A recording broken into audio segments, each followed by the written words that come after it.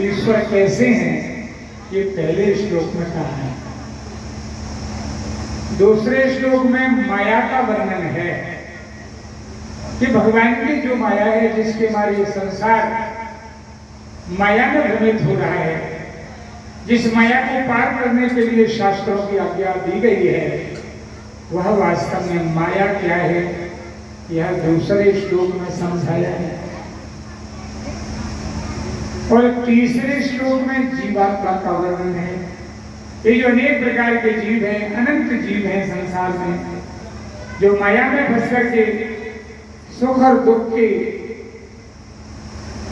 स्वरूप को भोगते हुए जन्म मरने के चक्कर में पड़े हैं, उनका स्वरूप क्या है, ये 33 श्लोक में बताया है। चौथे श्लोक में ये माया से चलने का उपाय क्या है, ये चतुर्थ श्लोक में कहा है।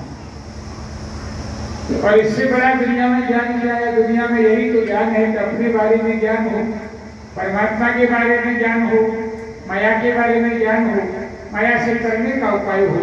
ये 4 श्लोकों में कहा है। पहले श्लोक में वर्णन करते हैं परमात्मा के स्वरूप का। भगवान नारायण ने ब्रह्मा जी से कहा, सुनो ब्रह्मा, अहमेवा समेवाग्रे नान्यद्यद् सतसत्परं पश्चादहं यदि तच्च यो वसिष्येत सोऽस्म्यहम्। अहमेवा सम अग्रे, जब ये संसार नहीं बना था तो मैं ही था।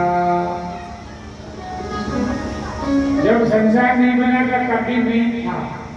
नान्यद्यद् सतसत्परं, जड़ और चेतन, सत्य और असत्य, जो कुछ दिखाई दे रहा है संसार में, ये मैं ही हूँ। मेरे अलावा दूसरा कोई नहीं है, तो अभी नहीं है। और एतस्य पश्चात्, ये सारी दुनिया की समाप्ति होने के बाद यो वसिष्येत सोऽस्म्यहम्, जो बाकी बचा रहता है वह शेष में ही। संसार नहीं था कभी मैं ही था, अब संसार बन गया है जड़ चेतन के रूप में, वो भी मैं ही हूँ। और सारा दृश्यमान संसार समाप्त होगा तो जो बाकी बचा रहेगा वो केवल मैं ही बचा रहूंगा। मेरे अलावा और दुनिया में दूसरी वस्तु नहीं है। तद विद्यादात्मनो माया यथा वासो यथा तमः। ये भगवान की माया का स्वरूप बताया। माया शब्द का अर्थ है माँ माने नहीं, या माने जो है नहीं और दिखाई दे, उसी का नाम माया है। संस्कृत में माँ का अर्थ होगा नहीं, माँ गच्छ, मत जाओ, माँ बता, मत बोलो। माँ माने नहीं, और या माने जो है नहीं और दिखाई दे, उसका नाम माया है। प्रवेशम यत प्रतीयेत, नहीं होने पर जिसकी प्रतीति होती है वही माया है। उदाहरण के लिए यथा महान्ति भूतानि भूतेषु चावचेष्वनो प्रविष्टानि प्रविष्टानि तथा तेषु न तेष्वहम्। तीसरे श्लोक में कहा, यथा महान्ति भूतानि में जितने भी प्राणी हैं, चींटी से लेकर हाथी तक, राजा से लेकर के गरीब तक, चांडाल से लेकर के ब्राह्मण तक, ये जितने भी छोटे बड़े जीवात्मा हैं, ये परमात्मा के ही अंश मात्र हैं।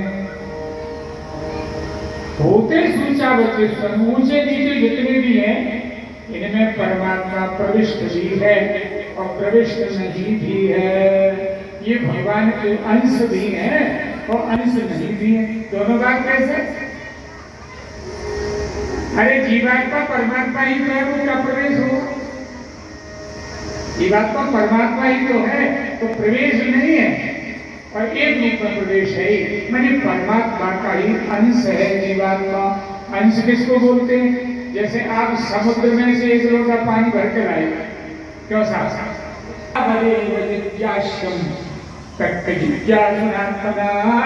अन्नया व्यतिरेकाभ्याम् यक्षा सर्वत्र सर्वदा एतावदेव जिज्ञासा, इतना ही जानना चाहिए। किनको? जो आत्मा परमात्मा के तत्व को जानना चाहते हैं, उन्हें केवल इतना जानना चाहिए, और जानना बेकार। दुनिया में कोई ऐसा ग्रंथ नहीं है बंधुओं जिसमें ये लिख रहा हो कि इतना ही जानिए। सब ये लिखा है ज्ञान अनंत है, जल से गहरा कौन है बोले ज्ञान, ज्ञान का अंत नहीं है, ज्ञान भारी है। पर भागवत में लिखते हैं बस और जानना बेकार, छोड़ो। ये तो वही बोलेगा जिसमें दम है ऐसा। क्या जी? सूर सूर सूरा कही और तुलसी कही अनुज, और बची कुची कबरा कही और कही सब झूठ। ये तो वही बोलेगा जिसमें दम है। भागवतकार क्या कहते हैं? एतावदेव जिज्ञासा, बस इतना ही जानना चाहिए। जो आत्मा के तत्व के जिज्ञासु हैं वो ज्यादा नहीं जाने, इतना ही जानना बहुत है। क्या? अन्वया व्यतिरेकाभ्याम विश्वास सर्वत्र सर्वदा। ये जितना संसार दिखाई दे रहा है यह परमात्मा का स्वरूप है। दो शब्द याद कर लीजिए, सर्वदा और सर्वत्र। सर्वदा माने हमेशा परमात्मा तुम्हारे साथ है, और सर्वत्र माने कण कण में परमात्मा है। कण कण में परमात्मा की दृष्टि देखोगे तो ही कल्याण होगा। यही बचने का उपाय है।